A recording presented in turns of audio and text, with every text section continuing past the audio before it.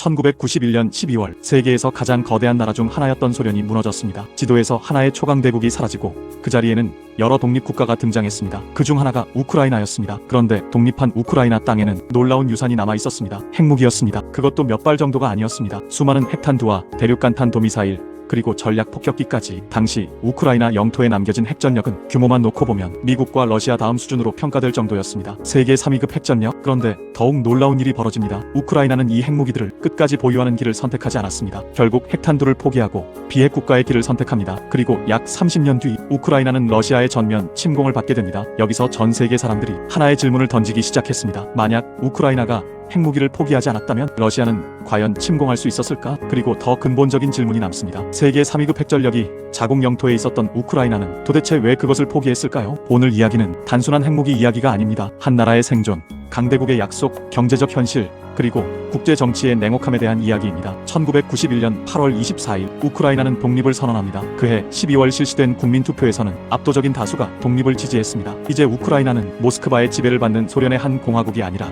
독립국가가 되었습니다. 하지만 독립과 함께 엄청난 문제가 따라왔습니다. 소련군이 우크라이나 영토에 배치해놓았던 핵무기들이 그대로 남아있었던 것입니다. 전략 핵탄두 약 1900기, 대륙간 탄도미사일 176기, 전략 폭격기 44대, 여기에 독립 직후까지 존재했던 전술 핵무기까지 포함하면 숫자는 더욱 커집니다. 이 때문에 흔히 사람들은 말합니다. 우크라이나는 한때 세계 3위의 핵보유국이었다. 하지만 여기에는 반드시 알아야 할 중요한 사실이 있습니다. 우크라이나 땅에 핵무기가 있었다는 것과 우크라이나가 그 핵무기를 완전히 자유롭게 사용할 수 있었다는 것은 같은 말이 아니었습니다. 이 무기들은 원래 소련의 핵전력이었습니다. 소련이라는 국가가 무너졌다고 해서 어느 날 갑자기 모든 핵무기의 통제권이 자동으로 우크라이나 정부 손에 들어온 것은 아니었습니다. 핵무기는 단순히 미사일과 탄두만 있다고 사용할 수 있는 무기가 아닙니다. 지휘체계가 필요합니다. 발사 명령체계가 필요합니다. 보안장치와 통신망이 필요합니다. 정비기술이 필요합니다. 핵탄두를 안전하게 유지할 막대한 비용과 전문 인력도 필요합니다. 그리고 당시 핵무기의 작전 통제 체계는 소련에서 이어진 중앙지휘구조, 즉 모스크바와 깊게 연결돼 있었습니다. 따라서 더 정확하게 표현하면 이렇습니다. 우크라이나는 세계 3위 규모로 평가될 만큼 거대한 핵전력이 자국 영토에 배치된 채 독립했지만 그 모든 핵무기를 완전히 독자적으로 운용하는 확립된 핵보유국은 아니었습니다. 그럼에도 불구하고 우크라이나의 선택은 엄청나게 중요했습니다. 왜냐하면 그 무기들이 실제로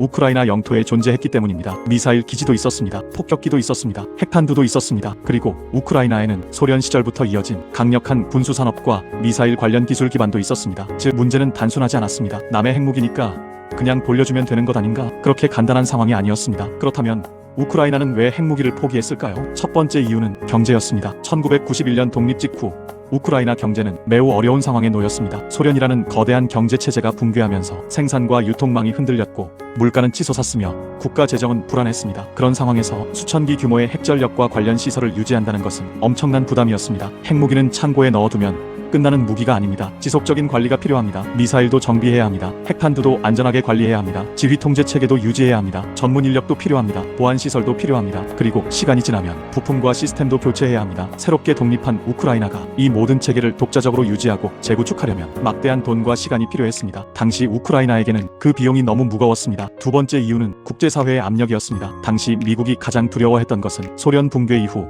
핵무기가 여러 국가로 흩어지는 상황이었습니다. 소련이 하나의 핵보유국이었을 때도 핵전쟁의 위험은 컸습니다. 그런데 소련이 붕괴한 뒤 러시아뿐 아니라 우크라이나, 벨라루스, 카자흐스탄까지 각각 독립적인 핵보유국이 된다면 어떻게 될까요? 핵무기 통제는 훨씬 복잡해집니다. 오판의 위험도 커집니다. 핵물질 유출 가능성에 대한 우려도 커집니다. 미국은 이를 원하지 않았습니다. 러시아 역시 원하지 않았습니다. 놀랍게도 당시 미국과 러시아는 서로 경쟁하면서도 이 문제에서는 이해관계가 상당 부분 일치했습니다. 핵무기는 가능한 한 러시아로 집중시키고 새롭게 독립한 국가들은 비핵 국가가 되는 방향, 이것이 국제사회가 선호한 큰 흐름이었습니다. 우크라이나는 세계 최강대국들의 강한 외교적 압력과 마주하게 됩니다. 세 번째 이유는 우크라이나 자신의 비핵화 의지였습니다. 여기서 많은 사람들이 놓치는 부분이 있습니다. 우크라이나는 단순히 미국과 러시아에게 속아서 아무 생각 없이 핵무기를 포기한 나라가 아니었습니다. 독립 전후 우크라이나 정치권과 사회에는 비핵 국가를 지향하는 흐름이 존재했습니다. 그 배경에는 체르노빌의 기억도 있었습니다. 1986년 우크라이나 북부의 체르노빌 원자력 발전소에서 인류 역사상 최악의 원전 사고 중 하나가 발생했습니다. 물론 원자력 발전소 사고와 핵무기는 기술적으로 전혀 같은 문제가 아닙니다. 그러나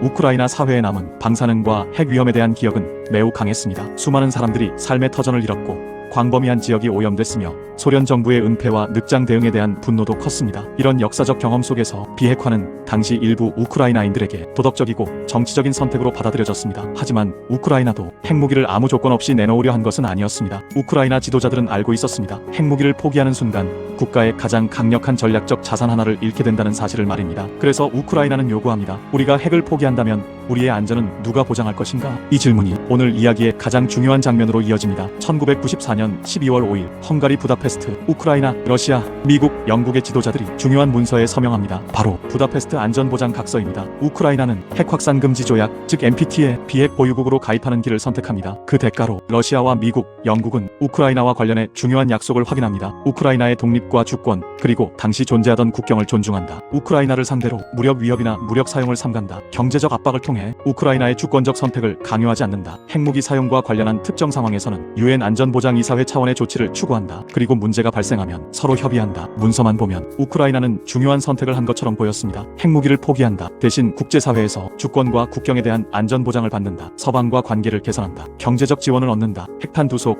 핵물질과 관련한 보상도 받는다. 국제사회의 정상적인 독립국가로 자리 잡는다. 당시의 시점에서 보면 이 선택에는 나름의 현실적인 이유가 있었습니다. 1994년 1월 미국, 러시아, 우크라이나는 3자 성명에 합의합니다. 핵탄두 이전과 보상, 안전보장 문제를 둘러싼 협상이 구체화됩니다. 우크라이나 영토의 핵탄두는 러시아로 이전되고 그 과정에서 핵탄두에 포함된 핵물질의 가치와 관련해 우크라이나가 원자로용 연료 형태의 보상을 받는 구조가 마련됩니다. 그리고 1994년 12월 부다페스트 각서가 체결됩니다. 그 이후 비핵화는 빠르게 진행됩니다. 1996년 우크라이나 영토에 있던 마지막 핵탄두가 러시아로 이전됩니다. 이제 우크라이나는 핵무기를 보유하지 않은 국가가 되었습니다. 당시 세계는 이를 핵 확산 방지의 역사적 성공으로 평가했습니다. 냉전이 끝난 뒤 핵무기가 더 많은 국가로 퍼지는 것을 막았다는 점에서 분명 중요한 사건이었습니다. 하지만 시간이 흐르면서 이 결정은 전혀 다른 의미로 돌아오게 됩니다. 2014년 우크라이나에서 대규모 정치적 격변이 일어납니다. 친러시아 성향의 빅토르 야누코비치 대통령이 권력을 잃고 우크라이나를 떠납니다. 그리고 곧이어 크림반도에 정체가 분명하지 않은 무장 병력이 등장합니다. 이른바 리틀 그린맨이라고 불린 병력입니다. 러시아는 이후 크림반도를 장악하고 병합합니다. 국제사회 다수는 이를 인정하지 않았습니다. 우크라이나는 충격에 빠집니다. 왜냐하면 1994년 부다페스트에서 우크라이나의 주권과 국경을 존중하겠다고 확인한 국가 중 하나가 바로 러시아였기 때문입니다. 우크라이나 입장에서 가장 두려운 장면이 현실이 된 것입니다. 핵무기를 포기할 때 안전을 약속했던 국가가 20년 뒤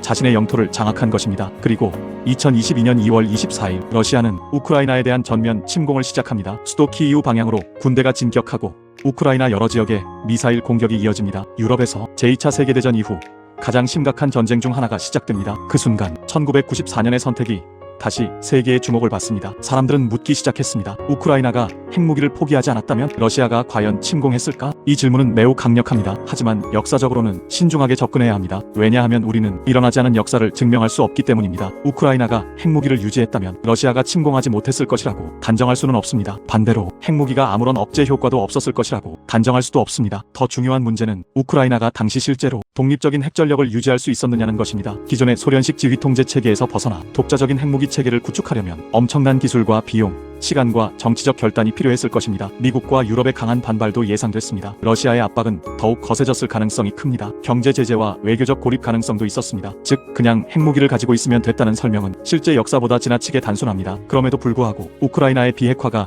오늘날까지 논쟁이 되는 이유는 분명합니다. 핵무기를 포기한 국가가 결국 핵보유국의 침공을 받았기 때문입니다. 더구나 그 핵보유국은 과거 우크라이나의 주권과 국경을 존중하겠다는 문서에 서명한 당사국이었습니다. 이 사건은 우크라이나만의 문제가 아닙니다. 전 세계 국가들에게 매우 불편한 질문을 던집니다. 국제사회의 약속은 전쟁이 시작됐을 때 실제로 국가를 지켜줄 수 있는가? 핵무기를 포기한 나라가 공격받는다면 다른 나라들은 왜 핵무기를 포기하려 하겠는가? 이것이 부다페스트 각서가 오늘날에도 중요한 이유입니다. 여기서 또 하나 반드시 구분해야 할 것이 있습니다. 안전보장이라는 말입니다. 한국어로는 비슷하게 들리지만 국제 정치에서는 식유러티 어슈런스와 식유러티 개런티가 완전히 같은 의미로 취급되지는 않습니다. 부다페스트 각서는 흔히 강력한 군사동맹 조약처럼 오해되기도 합니다. 하지만 이 문서는 우크라이나가 공격받으면 미국과 영국이 자동으로 군대를 보내 직접 참전한다는 집단방위 조약이 아니었습니다. 예를 들어 나토의 집단방위 체제와는 성격이 다릅니다. 이 차이는 매우 중요합니다. 우크라이나는 핵무기를 포기하면서 주권과 국경 존중, 무력 위협과 사용 금지 등에 관한 중요한 약속을 받았지만 공격이 발생할 경우 미국과 영국이 자동으로 전쟁에 참여한다는 명시적 군사동맹을 얻은 것은 아니었습니다. 그리고 훗날 이 차이는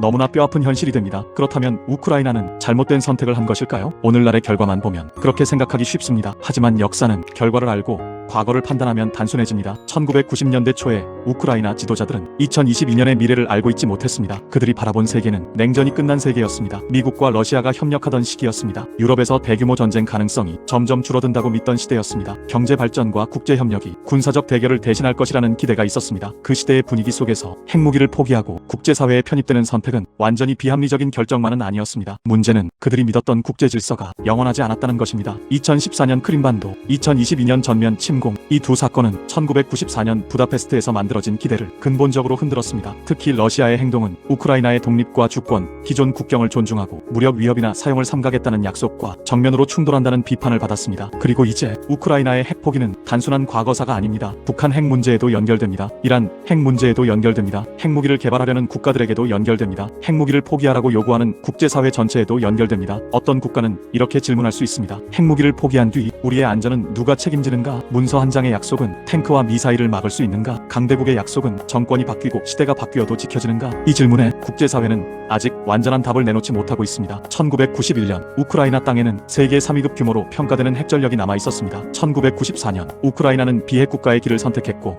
부다페스트에서 안전보장을 받았습니다. 1996년 마지막 핵탄두가 우크라이나 영토를 떠났습니다. 2014년 러시아는 크림반도를 장악하고 병합했습니다. 2022년 러시아는 우크라이나에 대한 전면 침공을 시작했습니다. 이 역사를 한 문장으로 요약하면 이렇게 말할 수 있습니다. 우크라이나는 단순히 핵무기를 버린 것이 아니었습니다. 핵무기 대신 국제 질서와 강대국의 약속을 선택했습니다. 그리고 역사는 그 선택에 너무나 가혹한 질문을 던졌습니다. 만약 우크라이나가 핵무기를 포기하지 않았다면 역사는 달라졌을까요? 러시아는 침공하지 못했을까요? 아니면 오히려 1990년대부터 더 큰 충돌이 시작됐을까요? 우리는 그 답을 알 수 없습니다. 하지만 한 가지는 분명합니다. 우크라이나의 핵 포기는 끝난 역사가 아닙니다. 지금 이 순간에도 세계 각국의 지도자들이 핵무기와 국가 생존을 생각할 때 반드시 떠올리는 사건 중 하나입니다. 그리고 이 이야기는 다음 질문으로 이어집니다. 러시아는 왜 그토록 크림반도를 원했을까요? 단순히 땅이 필요했기 때문일까요? 아닙니다. 그곳에는 흑해를 지배할 수 있는 항구가 있었고 러시아 제국 시대부터 이어진 역사적 기억이 있었으며 유럽과 중동을 연결하는 거대한 군사 전략이 숨어 있었습니다. 다음 이야기, 크림반도는 원래 누구의 땅이었나? 그 복잡한 역사를 따라가 보겠습니다.